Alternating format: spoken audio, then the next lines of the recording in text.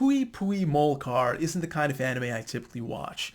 In fact, I don't really even think of it as an anime exactly because it's a stop-motion animation.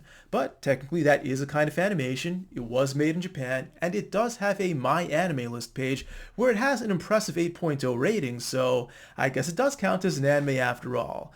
What's it about? It's about these guys, these little guinea pig car stuffed animals that they can either move around on their own and act like guinea pigs eating carrots and stuff, or people can hop in and drive them around. Now, why would I watch a show like this?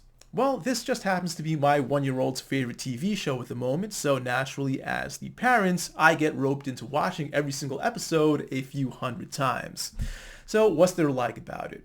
Well, if you're a one-year-old, first of all, the show doesn't have any dialogue, so if you can't even form complete sentences on your own, no big deal, you can just understand everything through all the action, the sound effects, the music, etc. Also, it's a show about little cute stuffed animals doing cute things, making cute noises, etc., which a one-year-old can surely understand.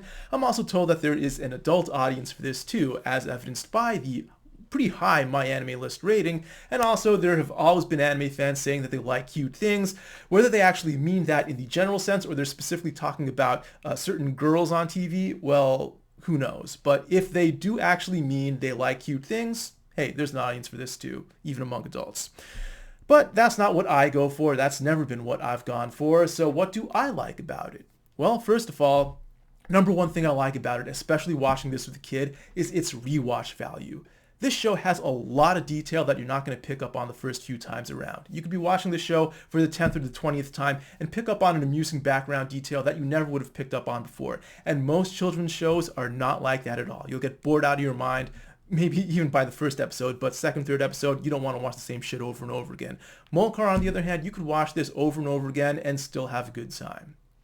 Show also has a good sense of humor. That's always important to me. There is some semblance of continuity between the episodes, so there are some good running jokes. There's some good references too, like through 80s and 90s movies, Back to the Future, Indiana Jones, there's some magical girl stuff, lots of fun references that perhaps only adults would understand. And also I think that the show is very compact. It makes really good use of its about 2 to 2.5 minute format. It doesn't feel like it wastes a single second, and I really like that, but perhaps that's a side effect of the stop motion format, because I imagine making a stop motion animation even a second longer than it absolutely has to be would be torture. So the show, it crams a lot of good material into an appropriately short time frame.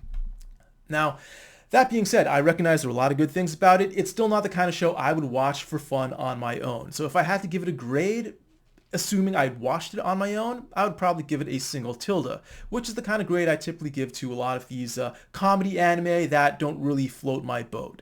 But for a show that I'm watching with a kid, I would have to give that at least a double plus because it's really well done and it's fun for the whole family, right? And for a show that you're watching with a one-year-old, triple plus. I could not imagine a better show for a kid that young. And it is very encouraging that even at a year old, my kid has really good taste.